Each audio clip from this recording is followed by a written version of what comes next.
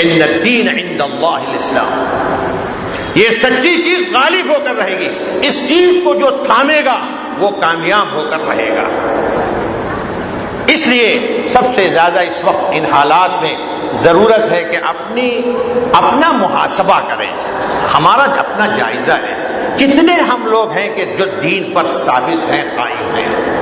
دیکھیے زندگی گزر رہی ہے، پیسوں کا جائزہ لے رہے ہیں، کاروبار کا جائزہ لیتے ہیں، بینک بیلنس کا جائزہ لیتے ہیں، ضروریات زندگی کا جائزہ لیتے ہیں. بزرگوں اور بھائیوں، اگر جائزہ نہیں لیتے، اگر محاسبہ نہیں کرتے ہیں تو قصوروار سب سے بڑے ہم اس معاملے میں ہم اپنے دین کا جائزہ نہیں لیتے.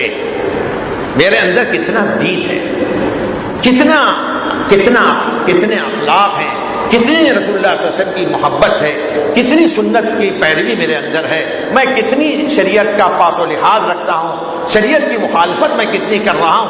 اس کو سوچتے کیوں نہیں ہیں؟ جب تک محاسبہ نہیں ہوگا اس وقت تک قومیں اٹھ نہیں سکتی، ترقی نہیں کر سکتی. محاسبہ ضروری. آپ دن بھر میں اپنی دکان سے گھر نہیں آتے، کیوں؟ دکان سے دیر کیوں نہیں حساب کر رہا تھا. کیا مطلب ہے؟ دن بھر کا جو آیا گیا خرچ، اخراجات، اس کا حساب جب تک نہیں کرتے ہیں آپ دکان چھوڑ کر گھر نہیں آتے ہیں. کیا دین اتنا سہل ہے کہ دن بھر کا محاسبہ نہ کریں؟ ہم لوگ دن بھر کا نہیں، زندگیوں گزر گئی، آج تک محاسبہ نہیں کیا. کتنی میرے اندر اخلاقی بگاڑ پیدا ہو گیا، کتنا میں دین کی سطح سے اتر گیا، کتنی اللہ کی نافرمانیاں میں کر رہا ہوں. کیوں نہیں محاسبہ کرتے؟ ایک تو محاسبے کی ضرورت ہے، اور دوسرے سچی بات یہ ہے کہ گناہوں سے بچنا بے انتہا ضروری ہے.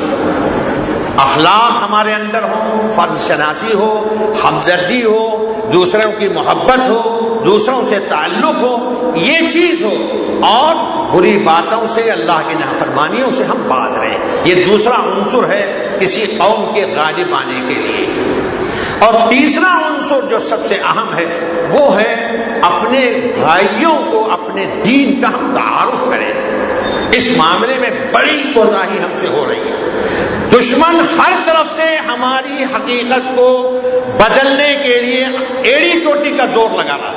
کتابیں بدلی جا رہی ہیں، نصاب تعلیم بدلا جا رہا ہے، لوگوں کے سامنے صحیح تاریخ ختم کر دی جا رہی ہے، اور پھر میڈیا اور دوسرے ذرائع ابلاغ اتنا بول کر دماغ خراب کر رہے ہیں کہ اسلام کے پاس سوائے وہ دہشت گردی کے اور کچھ نہیں.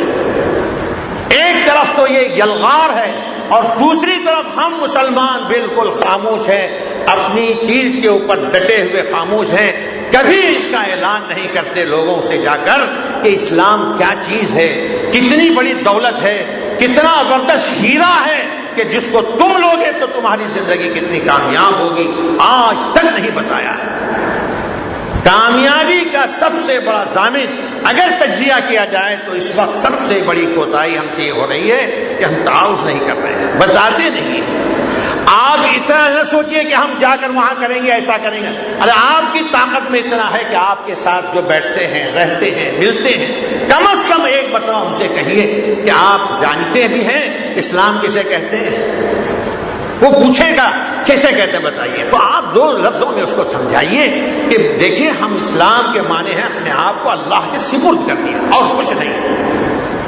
اللہ جو زمین اور آسمان کا پیدا کرنے والا ہے، تم مانتے ہو اس کو؟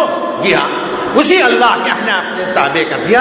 ہم اسی ایک اللہ کو مانتے ہیں، کسی کو کچھ نہیں مانتے. دو چار کی طرح بات سمجھ میں آئی. پتھر یہ اللہ نہیں ہو سکتا. جتنی چیزیں سب اللہ کی بنائی ہوئی، اللہ اکیلا ہے، اسی کے سامنے ہم عبادت کرتے ہیں، اسی کی مانتے ہیں. اور اس نے محمد رسول اللہ صلی اللہ علیہ وسلم کو اپنا رسول بنا کر بھیجا ہے. ان کی تعلیمات کی 2-3 تعلیمات بتائیے، محبت کی بات بتائیے، حضور کے اخلاق ان کے سامنے سنائیے. کان کھڑے ہو کر بغور سنے گا اور اس کے بعد آپ کا پیر پکڑے گا. کیا بات آپ سنا رہے ہیں؟ 2-4 مرتبہ 2-4 باتیں آپ نے سنا دی.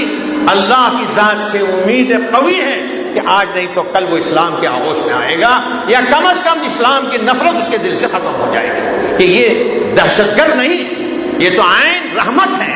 یہ اسلام پیغام امن ہے، یہ اسلام محبت کا، پریم کا، وہ دیتا ہے، تحفہ دیتا ہے، یہ ان کے دل و دماغ میں بات بیٹھ جائے گی، کم از کم نفرتیں ختم ہوں گی۔ اتنا کم از کم ہم سب کو کرنا لازم ہے۔ اللہ تعالی ہم سب کو اس کی توفیق عطا فرمائے۔